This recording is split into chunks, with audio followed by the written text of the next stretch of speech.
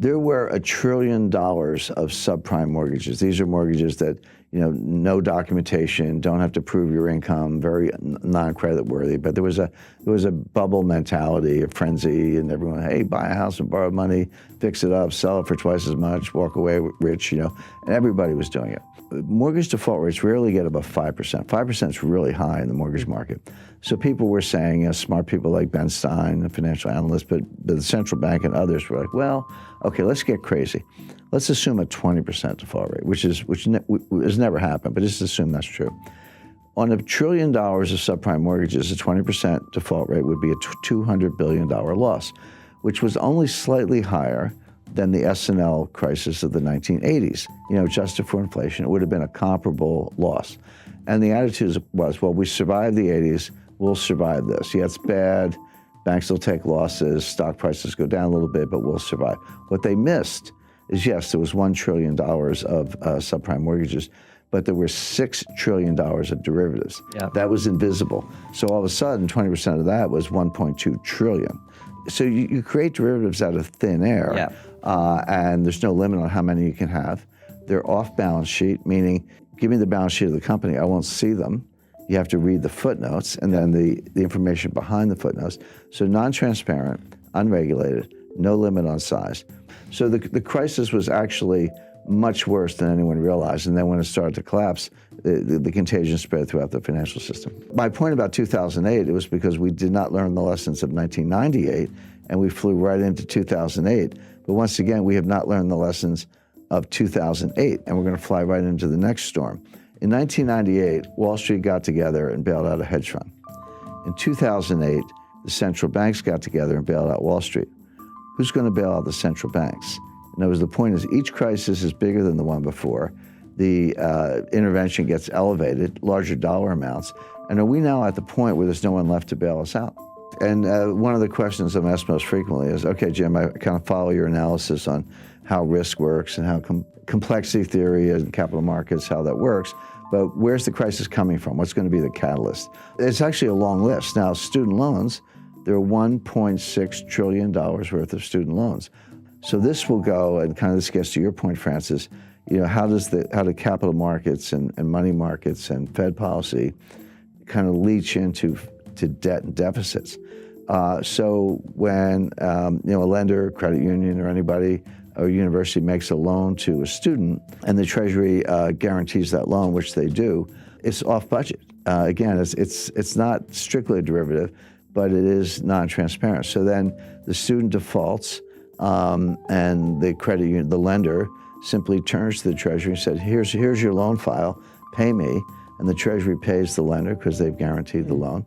Now it's on the Treasury. But until that point, that loss is not on the books of the United States government. That loss is not part of the deficit. But when the Treasury writes the check to make good on the guarantee, it does go into the deficit. So we think deficits are high now, but there's this $1 trillion tsunami of student loan losses that's going to pile on top of the structural deficits and make it even worse. So all these things are, I spend all my time analyzing these things. I see them all. I can describe them. I can see how they're going to converge into a worse crisis. But in the short run, people either ignore them or they just don't know anything about them. But why would Bernie Sanders even suggest that? And by the way, he's not alone. I think the other candidates have, Elizabeth Warren and Joe Biden and Kamala Harris, one way or another, have suggested that they would do something similar, that we need student loan relief, and that ends up going onto the budget and onto the taxpayers. But there's a school of economics, and I talk about this in chapter 5 of my book. It's called Modern Monetary Theory, MMT for short. Everyday viewers, everyday people to know anything about it, but more to the point, economists don't know anything about it. This is a new school of economics, if you want to think of it that way. So there is this modern monetary theory, but the leading scholar of modern monetary theory is a lady named Stephanie Kelton, who's a professor at the State University of New York. But she's the financial advisor to Bernie Sanders. What modern monetary theory says is that actually there's no limit on the amount you can spend. You can spend as much as you want, and the market will either buy the debt, or if they balk, the Fed will monetize the debt. So how much debt is there relative to the size of the economy. This is called the debt to GDP ratio, but the way it's a simple fraction you learn in the 5th grade. How much debt divided by the size of the economy? So in a simple example, if you had $5 trillion of debt and a $10 trillion economy, that fraction would be 1/2. So you would say the debt to GDP ratio is 1/2 or 50%. Today, the debt is larger than the economy.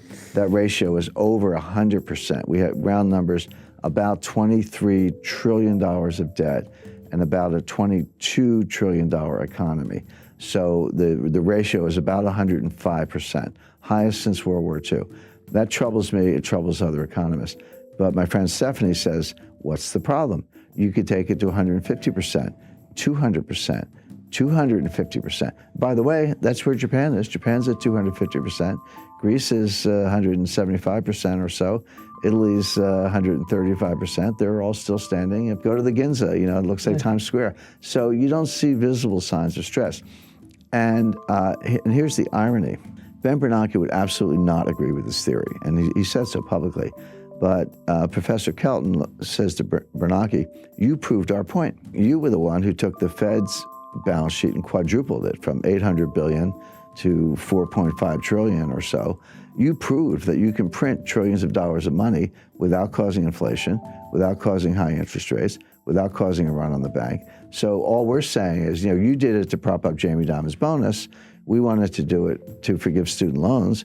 We may have different policy objectives, but the process is the same. What's the problem? Now, of all the things I've debated, for years I was dragged into Bitcoin versus gold debates, which I thought were silly. I mean, I don't like Bitcoin, I do like gold, but it's like fish versus bicycles. I mean, the debate never made sense to me, even though I did a lot of them. Of all the things I've had to rebut, this was actually the most difficult because it's superficially appealing. First of all, legally, it is true that the Fed can take their balance sheet as high as they want. There's no legal limit on the Fed's ability to print money. It is true that Japan has a much higher debt to GDP ratio, and they're still standing. It is true that the Treasury can borrow as much as they want, subject to periodic increases in the debt ceiling, which have never been denied. And the Fed can monetize the debt. So all the elements of the thesis are actually correct. So how do you refute it? And the answer is that legally it can be done. And if your goal is to print a lot of money and forgive student loans or give a guaranteed job or guaranteed basic income, whatever it is, in theory you could do that. But there is an invisible psychological boundary, and this is what the modern monetary theorists don't understand, and I don't think Ben Bernanke understands it.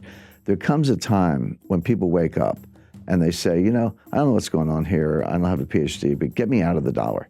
It doesn't. And so, you know, I'll buy gold, I'll buy silver, land, oil, natural resources, buy a new car, buy a house. Get me out of the dollar into something tangible, because I no longer trust the monetary authorities. I no longer trust the Congress. I can't believe that you're going to spend this much money without ceiling, without limit, without causing inflation. My inflationary expectations will go up. And the way to deal with that is to buy hard assets, starting with gold, but not exclusively gold. There, as I say, land, real estate, and natural resources. They're all good. They're all good substitutes. At that point, interest rates will skyrocket. All of a sudden, the bond market will have difficulty selling it. The president of the Congress could take away some of the Fed's independence. All of these assumptions could come crashing down very quickly, very unexpectedly, and that's the problem with the theory.